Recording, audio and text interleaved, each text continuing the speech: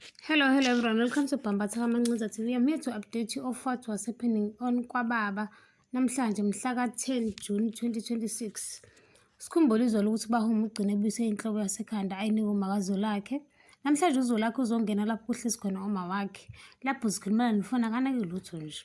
Ifethi inhlaba phezu kwetafula nansi inhloko athuke bakithi avale nefoni ngokushesha. Evele ebese eyasondela abuza umakhe ukuthi kwenzeke nini lokho. Athi umakhe kwenzeke izolo bengafuni ukukuhlupha. Bathi nje umndeni usukutholile ubwade ukufuna kwazi kodwa kungcono ibuyisele emuva izingxoxo zamalobolo zisaqhubeka njengoba kade kuhleliwe. Wabuza uZolakhe ukuthi kanjani umalume kuzokwenziwa njani ngaye, wathi khululeka ngaye angeke saphinda abuye. Kuthe besaxoxa kanjalo kwakhona ongqunquzayo umnyango ahamba ayobheka uZolakhe. Hawu nangu nje uba ngizwe noDumisani kanjani manje kade kuthiwa uba ngizwe ngeke sabuya. YoBahuma uyekile ukugoka manje uvele wavuka emuhle weza kubazali bakhe ngoba efuna ukuxoxa nabo something.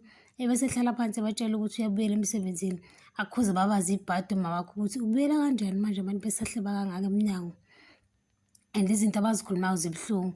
Wathi nje uBahuma mina angilindaba nokuthi abantu bathini. Wathi nje ngeke ngivumele uyamfana ukuthi angenze into engeyona. Wathi mina ngiyintudana kaMtawungu.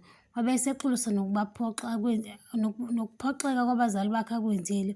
Wathi nje ubaba wakhe khululeka mntanami, sonke siyawenza amaphutha.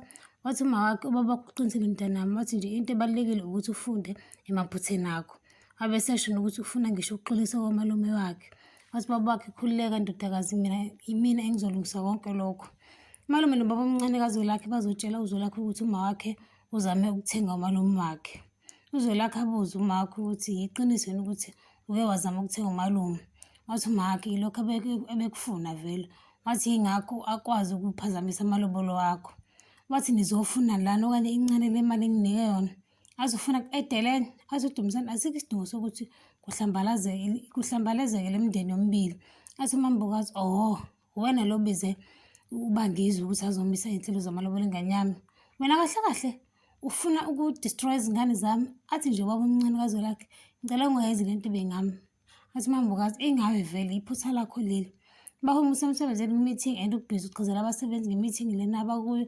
Kuthe nje emva kwesikhashana kube khona ovela emnyango athi Miss Mtawungu nginxa sokuphazamisa khona iclient lakhe lokulindele lapho kulindwa khona. Hhayi athi uBahuma aphume lo bhidi bese saletshela abasebenzi ukuthi ababheke lapho kade bekhuluma ngakho bese eyaphuma. Uthe nje ezihambela uma isinhla le client okukhulunywa ngalo uZolakhe umbone ukuthi uphelelwe amandla kodwa still aye kuZolakhe. Afike abingelele ngesmile phela usendaweni yokusebenza.